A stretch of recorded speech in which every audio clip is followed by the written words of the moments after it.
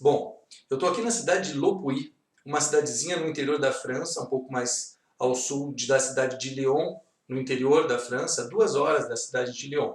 Essa cidade é uma cidade num vale de rochas, de montanhas vulcânicas, né? É uma cidade medieval e a gente tem, as nossas aulas de Revolução Francesa, então, vão ser dadas a partir dessa cidade. A gente vai começar a falar desse assunto aqui em Le Puy, na França. Antes de começar a falar dos assuntos de conteúdo, aqui atrás da minha janela, esse é o quarto onde eu estou hospedado, aqui atrás da minha janela tem uma das colinas, um dos montes, com a Nossa Senhora da França, Notre-Dame de France. E do outro lado, depois eu vou mostrar imagens para vocês, né? Eu vou fazer as fotos e inserir as imagens. E aqui, do outro lado, eu tenho uma igreja medieval, a Basílica de São Michel, Saint-Michel, e também fica na vista da minha janela. São duas vistas privilegiadas na janela do meu quarto. Então, a nossa aula de Revolução Francesa vai ser dada ao longo desses próximos momentos. Agora, por exemplo, são 5 horas e 25 minutos aqui em Le Puy, né, na França. É sábado de tarde, hoje é dia 22 de setembro. Né? No Brasil, seriam 5 horas a menos, então seria meio-dia, a hora do almoço de vocês. Então, eu estou introduzindo a história da França aqui em Le Puy, no interior do território francês, e assim que der eu volto para a gente voltar a falar de conteúdo.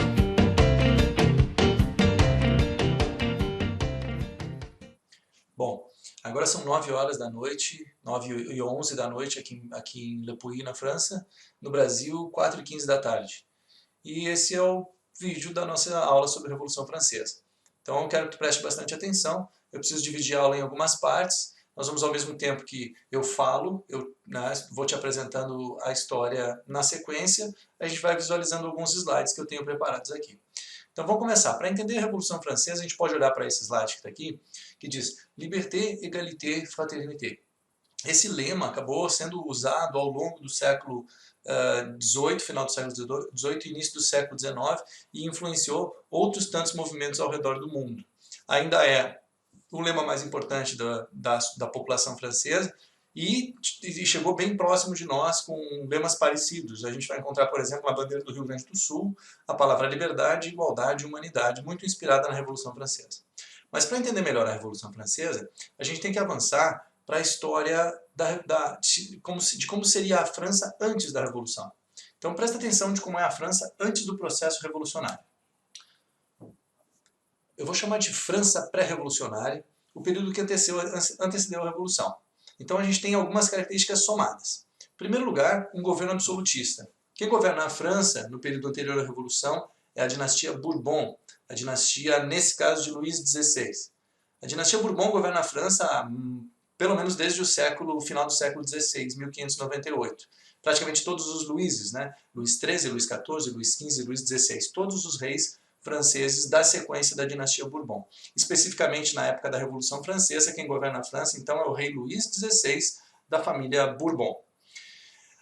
Além de ser um governo absolutista, ou seja, um governo com o poder centralizado nas mãos do rei, a França vive no final do século XVIII uma grave situação de crise. Eu imagino que vocês já devam ter prestado atenção, já devam ter ouvido eu falar em outros momentos na aula. Não existe revolução sem carestia, não existe revolução sem uma grave crise. Ninguém sai por aí fazendo revolução se está pelo menos com comida em casa.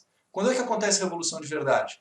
Quando as coisas estão caóticas, quando não existe mais possibilidade de melhora. A revolução acontece quando as pessoas não têm mais nada a perder.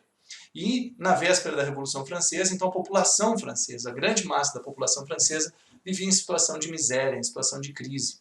A gente calcula que no ano anterior e no ano da Revolução, a renda da população chegou a ser ocupada, quer dizer, a porcentagem da renda da população que era utilizada para comprar alimento, especificamente pão, chegou a ser 80% da renda dos mais pobres. Então, uma grave crise econômica vem tomando conta da França. Isso tem motivos. Um dos motivos é a queda da produção agrícola, que acontece de tempos em tempos por causa da tecnologia baixa de produtividade. O outro motivo é que existe um clero e especialmente uma corte muito onerosa, ou seja, que eles gastam muito dinheiro e quem sustenta a corte, quem sustenta a nobreza é o Estado. Só no Palácio de Versalhes havia aproximadamente 40 mil moradores, todos da corte, todos sustentados pelo Estado. E além de tudo, a França acabou se envolvendo em algumas guerras importantes ao longo do século XVIII. A gente pode citar a primeira. Em 1763, a Guerra dos Sete Anos entre França e Inglaterra, disputando territórios nas colônias americanas, e depois o envolvimento da França na independência dos Estados Unidos, ou seja, os franceses ajudaram os norte-americanos na sua guerra de independência. Essas duas guerras, que foram, a primeira foi uma derrota francesa, a França perdeu a Guerra dos Sete Anos para a Inglaterra, já foi um problema. E a segunda foi um gasto excessivo, quer dizer, os franceses não tinham condições de participar da Revolução Americana, da independência dos Estados Unidos, e ainda assim o rei Luís XVI insistiu para que os franceses ajudassem a Revolução Americana. Finalmente, isso gerou uma dívida pública muito alta e inflação. E vocês sabem que a inflação, quando ela acontece, ela atinge principalmente as camadas mais baixas da população, que é quem gasta a maior parte da sua renda com comida. Mas vamos lá, avança mais um pouquinho.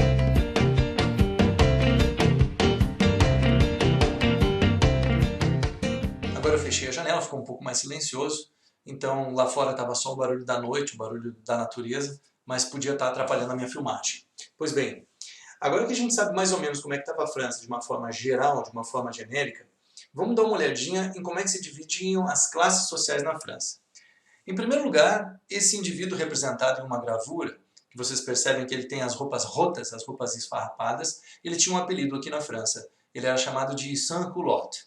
O sans-culotte, ou sem calção, é aquele que não tinha dinheiro para mandar fazer a sua roupa num alfaiate.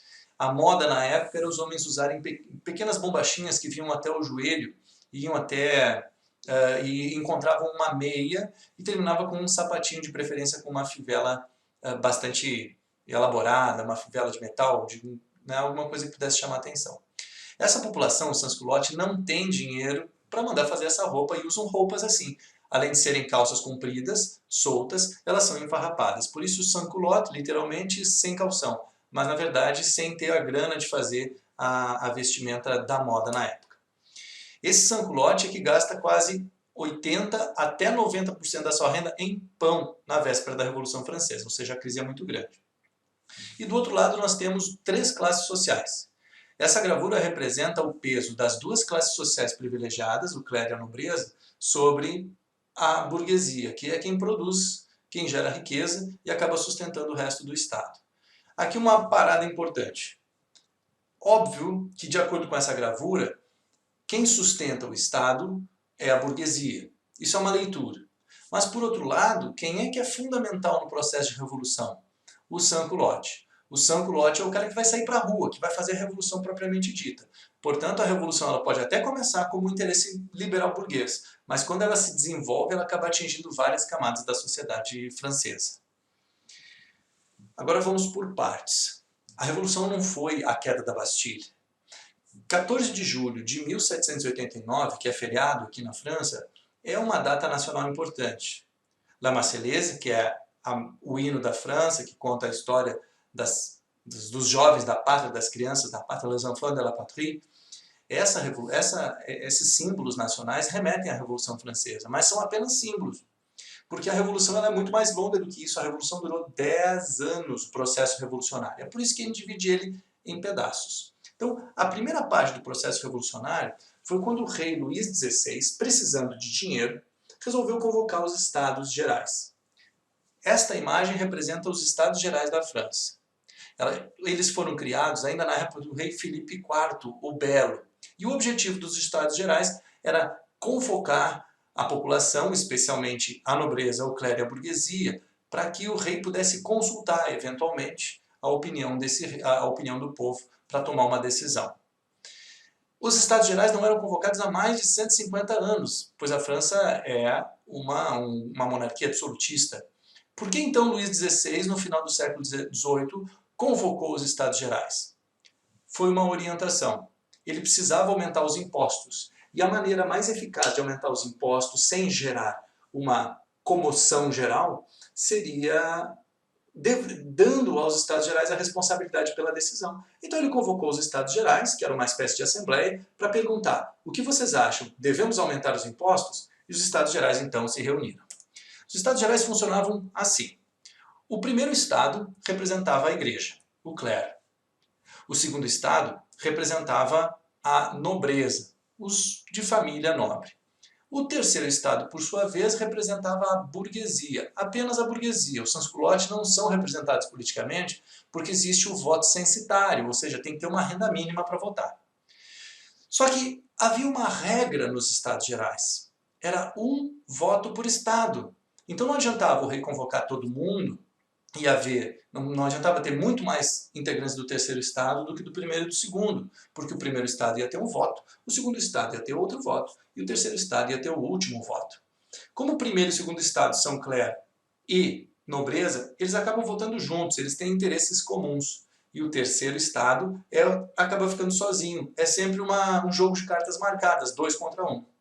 O rei Luís XVI convoca os 3 estados e dessa vez o terceiro estado diz: não queremos o voto por estado, queremos um voto por pessoa. Luís XVI não aceita, manda todo mundo para casa e fecha os Estados Gerais. É nesse momento que o terceiro estado diz: se é assim, então agora acabou o autoritarismo. O terceiro estado, ao invés de voltar para casa, se reuniu dentro do Palácio das Tulherias.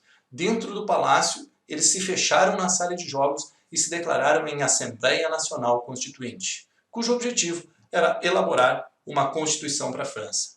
Esta imagem representa mais ou menos a organização dos Estados Gerais, e aqui nós vemos o terceiro estado se rebelando, rompendo os grilhões que estavam prendendo seus punhos. Quando o terceiro estado se reúne na sala do jogo da pela, que é uma espécie de jogo de tênis ou badminton da época, eles se declaram em Assembleia Nacional Constituinte e assim começa a Revolução. Claro que a Revolução não acontece só de uma maneira política, tem que ter alguém na rua fazendo revolução. E por isso, à medida que o terceiro estado se organizava dentro do palácio, o povo fora do palácio ficou sabendo e a Revolução tomou conta das ruas de Paris. Esse seria o documento que representa a declaração da Assembleia Constituinte na França, e aqui a Revolução tomando conta da cidade de Paris. Esse período inicial, esse período de grande convulsão social, violência, camponeses invadindo propriedades, igrejas e outras instituições, ficou apelidado de Grande Medo. Tá? E tem o auge no dia 14 de julho de 1789, o período que a gente chama de Tomada da Bastilha. Por que a Bastilha é tão importante? Porque lá dentro, além de estarem os presos políticos, ou seja, todos aqueles que iam contra o rei e acabavam sendo presos, também seria um lugar onde a gente encontraria armamentos e pólvora, perfeito para uma revolução. Mas essa foi só a primeira fase da Revolução Francesa. Ainda tem alguns detalhes que saíram nesse período que vai de 1789 até 1791, o período da elaboração da Constituição. Por exemplo, esse período que a gente chama de Grande Medo é o período onde muitas pessoas não sabem o que vai acontecer com a França. Portanto, nem todo mundo está envolvido ou nem todo mundo sabe exatamente o rumo que essa história vai tomar. Por outro lado, é nesse período que surgem as duas tendências revolucionárias da França. E agora uma pausa. Sempre que existe movimento de massa, existe divergência de ideias. Por mais que eu seja contra um determinado poder e o meu companheiro também seja contra esse determinado poder, em algum momento pode ser que a gente acabe divergindo. O que eu quero colocar no lugar não é a mesma coisa que ele quer colocar no lugar. Durante a Revolução Francesa aconteceu isso. Uma multidão estava descontente com aquela realidade. Pensa bem, todos sabiam contra o que lutar, mas havia diferentes pontos de vista sobre o que colocar no lugar. Por isso, todo movimento revolucionário é preocupante. Ele não tem limite, a gente não sabe onde é que esse resultado revolucionário vai parar.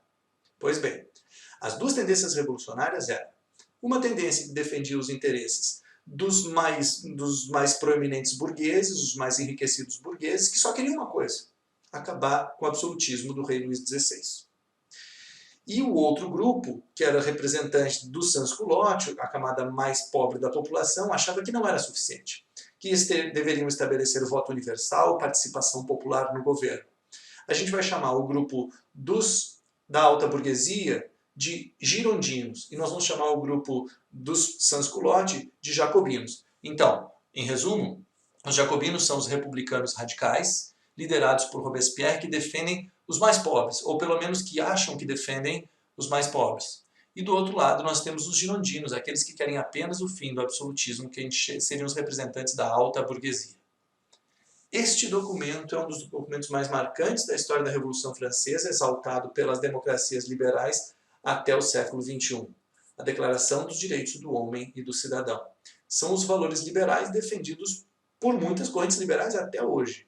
A ideia de que todo homem nasce livre e igual perante a lei, e ninguém pode ser preso a menos que tenha um julgamento justo, e principalmente todos têm direito à propriedade privada. A propriedade privada seria um direito deveria ser garantido pelo Estado.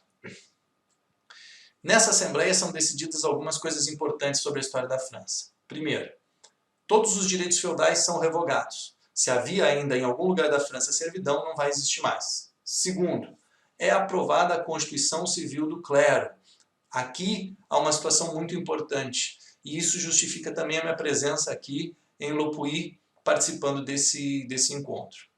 Durante o processo da Revolução Francesa, as instituições religiosas foram proibidas na França. Este lugar onde eu estou, que se chama Le Puy, foi o lugar onde começou uma congregação religiosa. Essa congregação religiosa de irmãs foi perseguida durante a Revolução Francesa. E, inclusive, algumas delas foram martirizadas, ou seja, foram executadas no processo da Revolução. Então, é um exemplo real, concreto, presente, bem onde eu estou, de uma consequência forte da Revolução Francesa para algumas congregações religiosas. A Constituição Civil do Clero, então, acaba com as instituições, com as congregações, e confisca todas as terras da igreja. E ainda usa as terras da igreja para produzir uma moeda, como lastro para uma moeda nova, chama os assignats. Há uma regra nova agora, não é mais absolutista, há a divisão dos três poderes. Para quem estudou, vocês estudaram comigo o Iluminismo, sabem, executivo, legislativo e judiciário são a base dos três poderes, né? Então a divisão chama tripartição dos poderes, é o que coloca fim ao absolutismo. Se estabelece uma monarquia constitucional, ou seja, o poder do rei vai ter limite agora, não é mais um poder ilimitado, tem o limite da Constituição, e se defendem os princípios liberais, de liberdade, liberdade de opinião, religiosa, igualdade de direitos e a defesa da propriedade privada. Essa foi a primeira fase da Revolução Francesa, a gente chama de Assembleia Nacional Constituinte. Ela vai de 1789 até 1791.